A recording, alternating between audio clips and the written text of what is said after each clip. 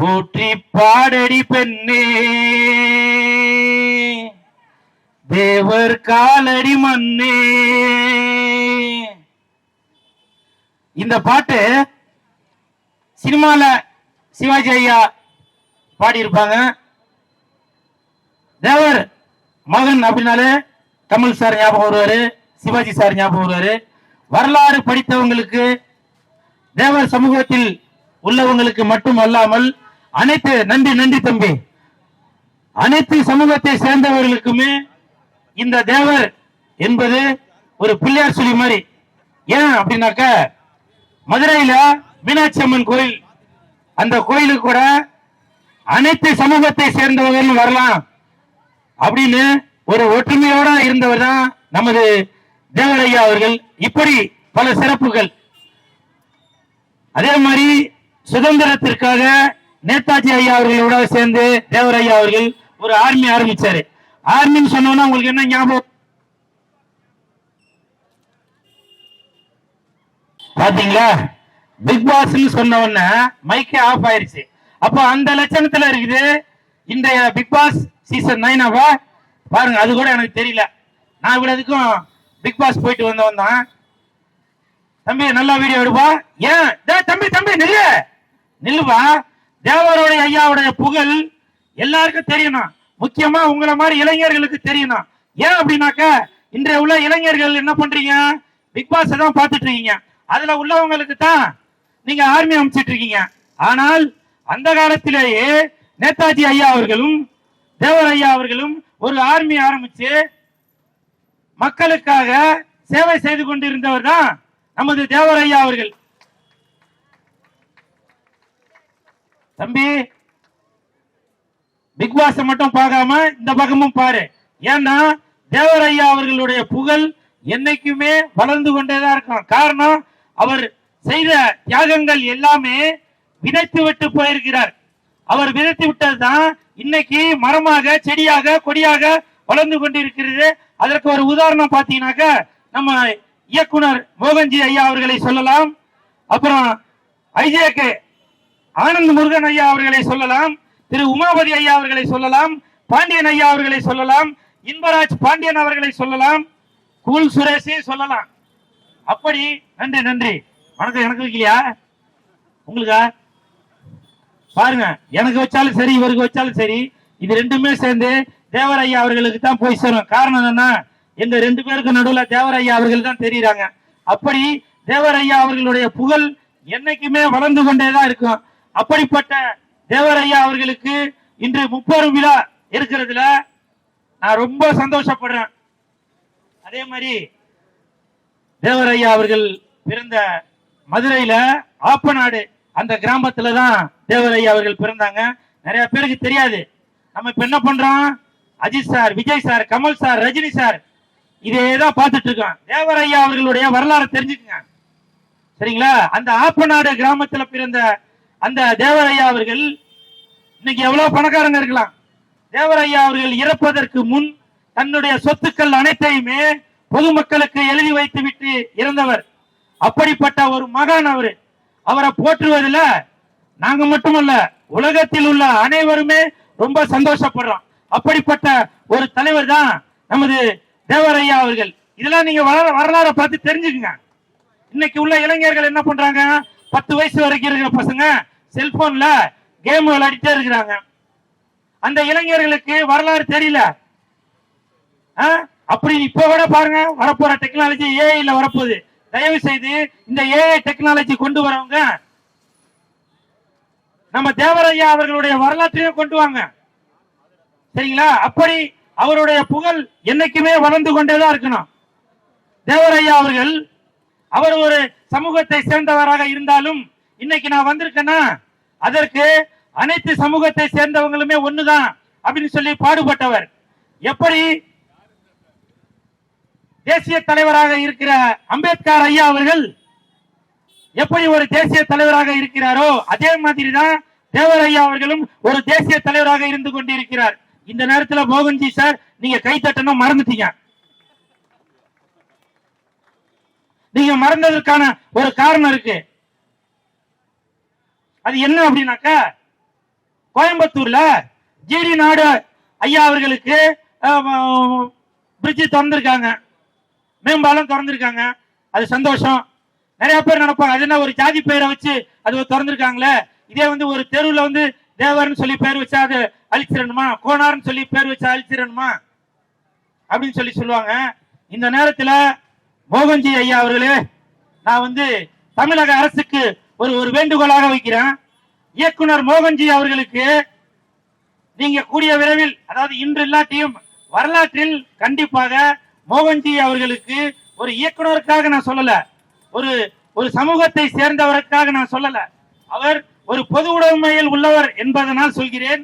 விரைவில் பாருங்க, ஒருவேளை இந்த கூல் சுரேஷ் கட்சி, நன்றி நன்றி தம்பி, கூல் சுரேஷ் கட்சி கை தட்டினா பாத்தியா, வா வா வா வா வா, அந்த சிஎஸ்கே கட்சியிலிருந்து ஒருவேளை நான் ஆட்சிக்கு வந்தால் கண்டிப்பாக இயக்குனர் சமூக சேவகர் மோகன்ஜி ஐயா அவர்களுக்கு ஒரு தெருவிலையாச்சும் மோகன்ஜி அவர்களுடைய பேர் வைப்பேன். இது எதற்காக சொல்றோம் அப்படின்னாக்க, அவர் படத்துல மட்டும் தன்னுடைய கருத்துக்களை சொல்றவர் இல்ல, நிஜ வாழ்க்கையிலும் கருத்துக்களை சொல்றவர்.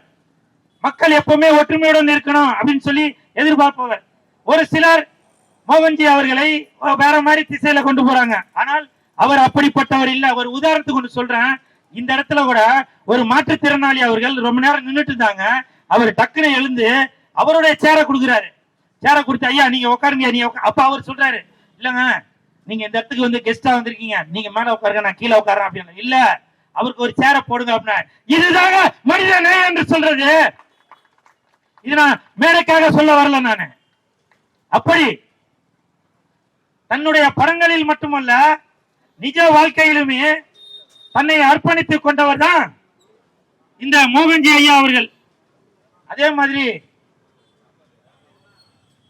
என்ன சிரிக்கிறீங்க, கண்டிப்பா உங்களுக்கு பேர் வைப்பங்க, கண்டிப்பா உங்களுக்கு பேர் வைப்பேன். இது நீங்க பாமக இருக்கிறதுனாலதான் அப்படின்னு அதுக்கு சொல்ல வரல. மோகன்ஜி என்கின்ற ஒரு மனிதனுக்காக கண்டிப்பாக ஒரு தெருவில் என்னால் பேர் வைப்பேன். சரிங்களா? இது நடக்கும், புரியுதுங்களா? அது ஏன் நடக்கும் அப்படின்னாக்கா, இந்த இடத்துல கூட பாருங்க, எங்களுக்கு எல்லாருக்குமே திரு ஜாகுவார் நாதன் அவர்கள் எங்க எல்லாருக்கும் ஒரு வீர வாழ் கொடுத்தாரு. என்ன கொடுத்தாரு? வீர வாழ் கொடுத்தாரு. ஆனா மோகன்ஜி ஐயா அவர்களுக்கு என்ன கொடுத்தாரு? வேல் கொடுத்தாரு. வீரவேல், வெற்றிவேல், வீரவேல், வெற்றிவேல். இதுல இருந்து தெரியுதுங்களா? எந்த இடத்திற்கு போனாலும் அவர் தான் உண்டு தன் வேலை உண்டு இருப்பவர் தான். ஆனால் அவர் செய்யும் வேலைகள் எல்லாமே மக்களுக்கு ஒரு நல்ல கருத்தை சொல்லணும் அப்படின்ற ஒரு நோக்கத்தில் உள்ளவர் தான். இந்த நிகழ்ச்சிக்கு வந்ததுல ரொம்ப சந்தோஷப்படுறேன். அதே மாதிரி ஆனந்த முருகன் ஐயா அவர்கள், அவர் கொஞ்சம் லேட்டா தான் வந்தாரு. நான் கேட்டேன் ஏன் லேட்டா வந்தீங்கன்னு. அப்ப அவர் சொன்னாரு, நான் லேட்டா வந்தாலும் லேட்டஸ்டா வருவாங்க அப்படின்னாரு. அதற்கு என்ன காரணம் அப்படின்னு பாத்தீங்கன்னாக்க, வர வழியில இன்னைக்கு ஞாயிற்றுக்கிழமை என்பதனால் ஒவ்வொரு ஞாயிற்றுக்கிழமையும் அவர் தன்னால் முடிந்த உதவியாக, ஏன்னா அந்த எஸ்ஆர்எம் அந்த மருத்துவமனை சம்பந்தமாக அவர் ஒரு பதவியில் இருப்பதனால் தன்னால் முடிந்த உதவியாக ஞாயிற்றுக்கிழமைகளில் சில சமூக சேவைகள் செய்துவிட்டு வருவேன். அதனால ஒரு 12 மணி வரைக்கும் ஞாயிற்றுக்கிழமையில நான் பிஸியா இருப்பேன் அப்படின்னு சொன்னாரு. ஐயா நன்றி நன்றி ஐயா. பேசுனது போதும்னு நினைக்கிறேன். போதும்ல? என்னமா படமா? அந்த கடைசியா உட்கார்ந்துருக்காருல மோகன்ஜி அவர்கள், அவர் ஒரு டைரக்டர். அடுத்து திரௌபதி 2ன்னு ஒரு படம் எடுக்கிறாரு. நீங்க இப்ப என்ன கேட்டீங்கல்ல, அங்க சத்தமா கேளுங்க, உறக்கமா கேளுங்க. கூல் சுரேஷ் அதுல நடிக்க வைக்கலான்னு கேளுங்க. பகாசுரன் படத்துல அடிச்ச தோல் கலப்புனானே அந்த கூல் சுரேஷுக்கு 25வது நாள் அவார்டு கொடுத்த புகழ் படுத்தினீங்களே, ஏன் திரௌபதி 2 படத்துல ஏன் நடிக்க வைக்கல அப்படின்னு கேளுங்க.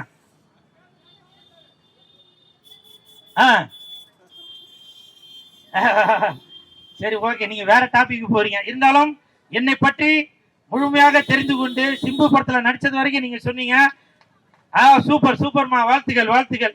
இந்த நேரத்தில் இந்த நிகழ்ச்சிக்கு என்னை அழைத்த ஜாகுவார் நாதன் அவர்களுக்கு என் மனமார்ந்த நன்றியை தெரிவித்துக் கொண்டு, வீர வணக்கம், வீர வணக்கம், வீர வணக்கம், வீர வணக்கம். தேவர் ஐயா ஐயாக்கு வீர வணக்கம். தேவர் ஐயாக்கு வீர வணக்கம். நன்றி ஜாகுவார் நாதன் ஐயா அவர்களே, வணக்கம். இனிய பிறந்தநாள் வாழ்த்துக்கள் குல் சுரேஷ். ஒரு சின்ன அன்பளிப்பு இருக்கு, வாங்க.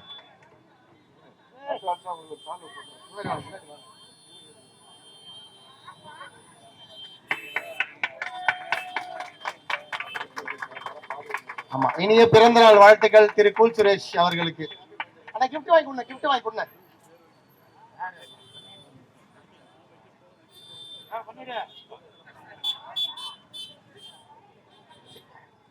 சீக்கிரம் சீக்கிரம், பொதுமக்கள் நிக்கிறாங்க. பிரிச்சிரு, அட்டையை பிரிச்சிரு.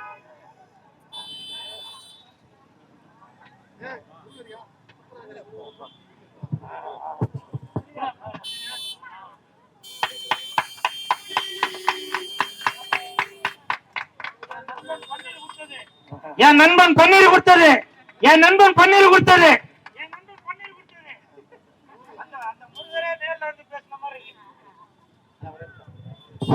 உங்க எல்லாருக்கும் ஒரு அன்பா கேட்டுக்கிறேன். நாங்க இது வரைக்கும் 15 வருஷமா விழா பண்றோம், எந்த ஒரு அசம்பாவிதமும் நடக்கல. சமீபத்தில்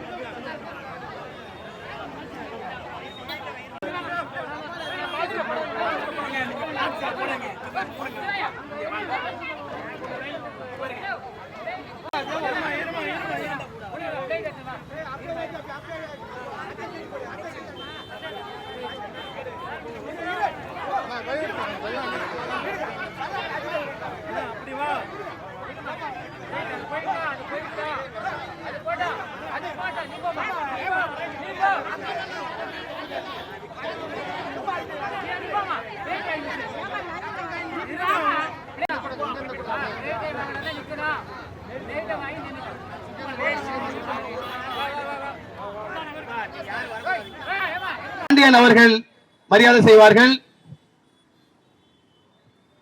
காமெடி கிங் அழைத்தவுடன் நமது விழாவுக்கு உடனடியாக இங்கே வருகை புரிந்த சகோதரர் கூல் சுரேஷ் அவர்களுக்கு மரியாதை செய்யப்படுகிறது.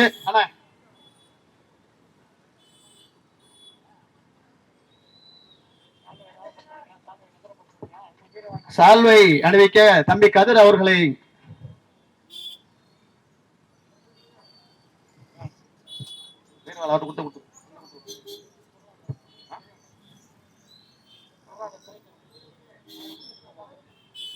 பொருளாளர் துறை அவர்களை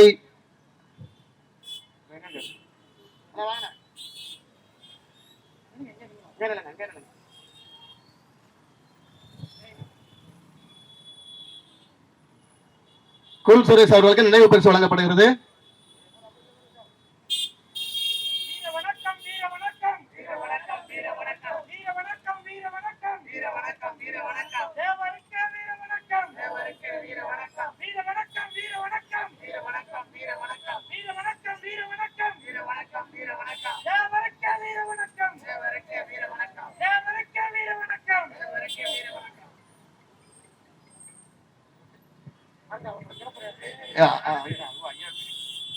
எங்க பாசறையின்